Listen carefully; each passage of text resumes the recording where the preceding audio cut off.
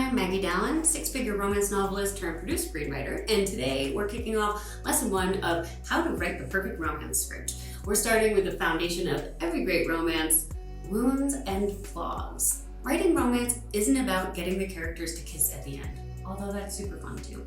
It's about how they grow into better versions of themselves along the way. This is key. They don't change for each other, but because of each other. Falling in love is the catalyst for their growth, and that transformation is what makes the kiss and the happy ending inevitable and super satisfying. If your characters don't grow, if their flaws and wounds don't collide in the right way, the romance will always fall flat.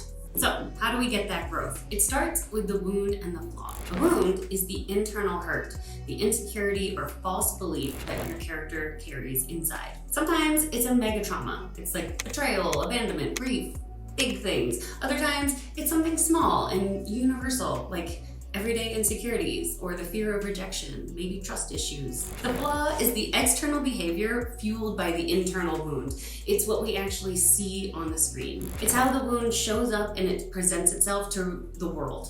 Flaws show up in different ways. The same wound can produce very different flaws. Like, think about it. Two people can be super insecure, but one person might overcompensate by bragging and the other person might hide in a corner. They're both insecure, but it comes out in the world in different ways. Both behaviors stem from the same wound, but they'll create totally different character dynamics. Now, in novel writing, the writer can rely on inner dialogue, and in first person or closed third POV, we can use narration to give a whole lot of backstory and make those motivations super clear. But with screenwriting, the wound might be obvious and spelled out for the viewer, but not necessarily. We don't have the luxury of inner dialogue, and unless you do a whole lot of voiceovers, it's much harder to get across those wounds. The flaw, on the other hand, should be very clear. We don't always need to know the backstory to empathize. For example, take Sally from When Harry Met Sally. Sally is a control freak. We don't necessarily see her childhood or get a voiceover explaining why she needs control, but as viewers, we get it. We know that micromanaging is a defense mechanism. It's a way to keep herself safe. So when we get to the dark moment and she lets go of control and she ends up getting hurt, it hits hard because we understand how vulnerable she is. But here's the key, screenwriters. Even if the wound isn't spelled out on screen, you as the writer need to know it inside and out, because the love interest will poke that wound. That's your conflict. And by the end, that wound is what gets healed, and that's the payoff. So it might be invisible, this wound, but it still needs to be there. So I hope that makes sense. Let's dive into some examples, and hopefully it will make sense to you by the end if it hasn't already. All right, we already started with When Harry Met Sally, so let's continue there. Sally's flaw is control. She micromanages everything, which we know comes from a wound rooted in fear and insecurity. Harry's flaw is cynicism. He hides vulnerability behind sarcasm. He's covering a wound from a heartbreak, and he's afraid of getting hurt again, right? Their flaws clash constantly. But that's exactly why they grow, and it's why their love story feels so real and so earned. In 10 Things I Hate About You, Kat's wound is her fear of vulnerability. Her flaw, hostility and sarcasm. She pushes people away. Patrick's wound is being misunderstood as the bad boy. His flaw? He acts like he doesn't care.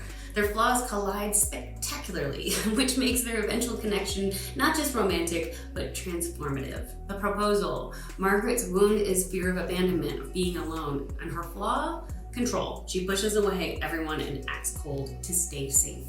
Andrew's wound is resentment and never being truly seen for who he is. And his flaw? He's passive-aggressive and he tends to rely on avoidance. Stuck in forced proximity, their flaws grind against each other until they finally confront what's really going on underneath. And that's what makes the romance pay off. Knowing your character's wounds and flaws is important for novels and scripts, but in books, you can write internal monologues. On screen, you can't, at least not easily. The audience can't hear the wound, but they can see the flaw. That means, as the writer, you need to know your character's wound intimately. Even if the audience never hears the backstory, the flaw has to be rooted in something real. That's what's going to make your character three-dimensional and your romance believable. So here's the big takeaways from today. The wound is the invisible hurt, insecurity, or false belief. The flaw is the visible behavior it fuels.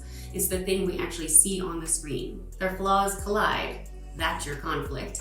Their wounds heal. That's your payoff. Now, your exercise, should you choose to accept it. Take your protagonist and your love interest, write down their wound and their flaw, and then ask yourself, how will those flaws collide on screen? And how will the romance push them to face and heal those wounds? If you can answer those questions, you've just built a foundation of a romance that's super satisfying. Congratulations. And here's the bridge for our next lesson.